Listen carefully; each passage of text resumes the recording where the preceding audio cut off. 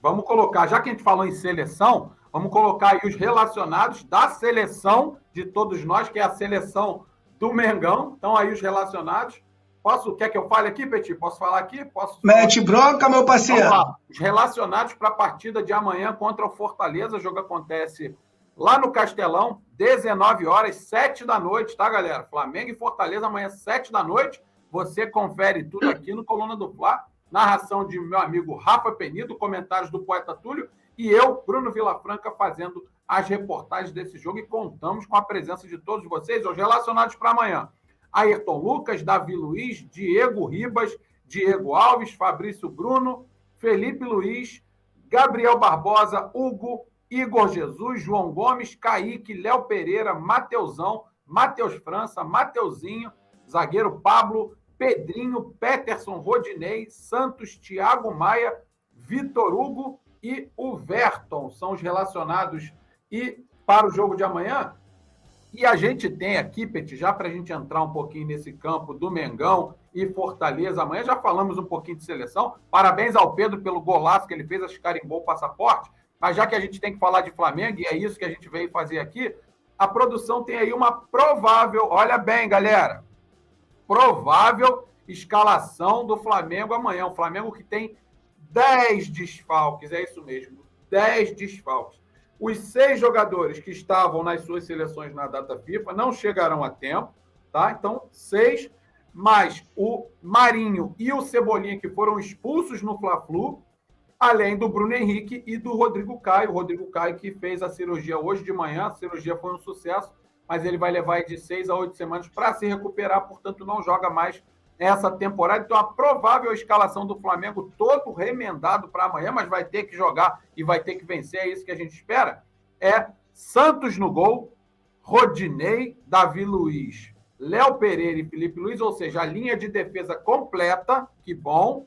João Gomes e Thiago Maia também, os 2 volantes do Flamengo. Aí começa o cata-cata, né? Diego Ribas, Vitor Hugo, o garoto Matheus França e o Gabi. Ou seja, Petit, para eu jogar essa bomba aí para você, e você vai ter que se virar para explicar, essa bola vai ter que chegar com qualidade no Gabriel, e ele já é um cara muito participativo na criação das jogadas, principalmente quando o Pedro está em campo, que é um finalizador nato. Como o Flamengo não tem esse finalizador nato dentro do campo, e o Gabriel gosta muito de sair, você acha que esse posicionamento dele, de sai toda hora, participa do jogo toda hora, sem o Pedro, ele vai ter que mudar essa forma de jogar, ou você acha que ele vai permanecer jogando assim, e aí o Diego, o Matheus França, o Vitor Hugo, ou quem tiver em campo, né, porque é uma provável escalação, vai ter que pisar na área para ser servido pelo Gabriel, hein, meu amigo? Eu acho que o próprio Dorival amanhã vai usar o Gabriel como o Gabriel jogou por muito tempo do Mengão, né? Aquele centroavante um pouco mais enfiado, saindo menos, e o meio-campo vai ter que trabalhar para o Gabriel. Lembrando que se o Flamengo realmente jogar com o Matheus França do lado esquerdo, vai tentar fazer um Flamengo mais equilibrado, né? Porque o Flamengo, quando tem o Pedro, apesar de ficar um time melhor, porque o Pedro joga com a Arrascaeta e com o Everton Ribeiro, é muito importante lembrar que quando o Flamengo tem esses 2 jogadores, o Flamengo é um.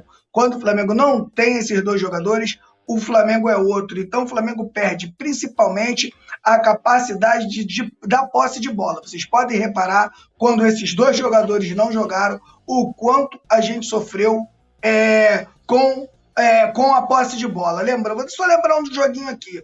Flamengo contra o Palmeiras, o Flamengo faz 1-0 na frente, todo mundo lembra, mas o Flamengo sofreu porque não conseguiu tocar a bola, não conseguiu ficar com a bola mais tempo que o Palmeiras para que a gente não sofresse os ataques que a gente sofreu contra o Palmeiras. Contra o São Paulo, a gente também acabou sofrendo um pouco, porque, na minha humilde opinião do papai, que fique registrado, que tem algumas coisas que eu falo aqui acontecem, esse menino Vitor Hugo, ele tá jogando aí um pouco mais adiantado, mas esse menino é para jogar aonde joga o Thiago Maia e o João Gomes.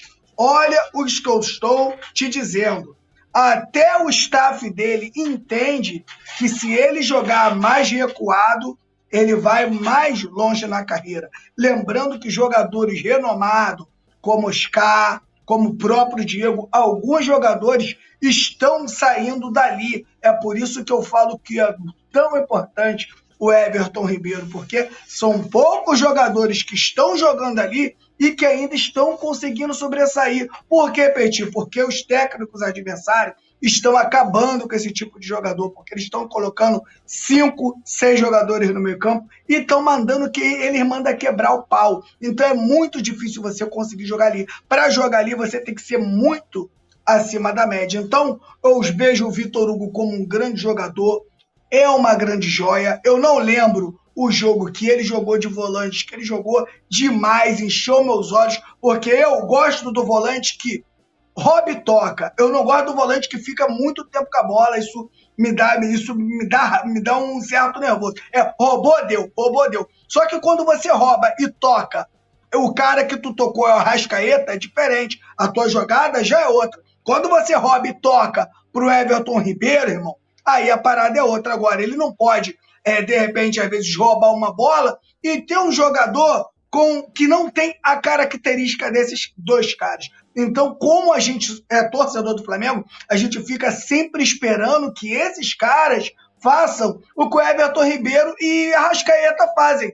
Não vão fazer.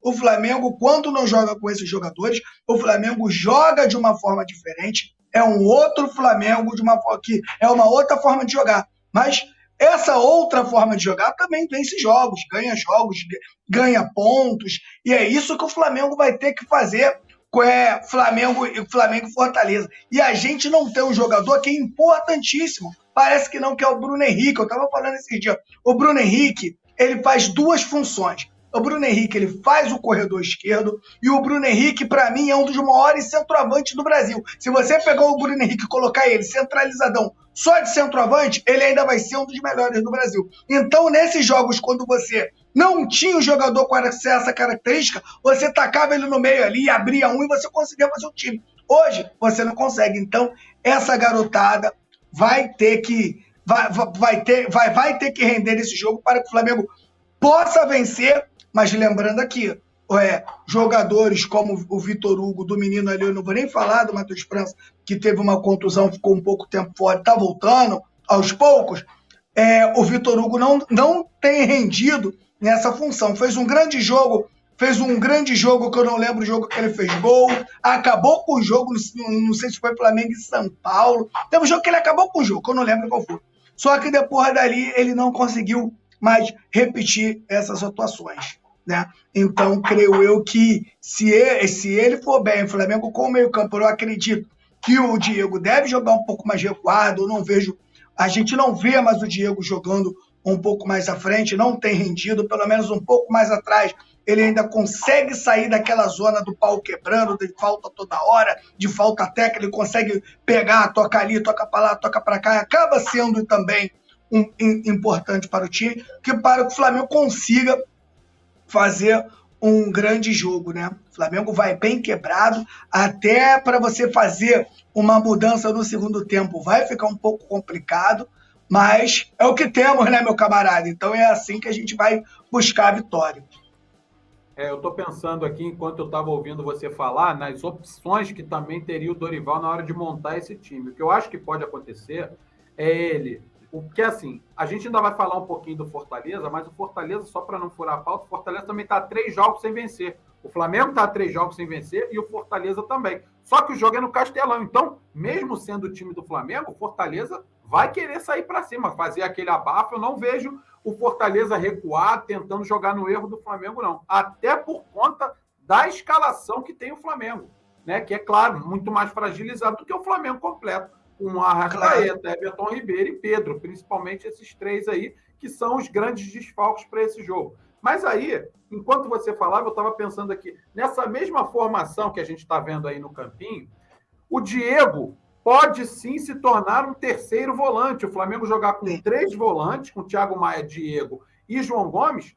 E aí, essa armação vai ficar por conta justamente do Vitor Hugo e do Matheus França, não abertos como eles estão aí no campinho, mas mais fechados, fazendo uma dupla de meias para servir o Gabriel. E é claro que, vez por outra, eles podem cair pelos lados do campo.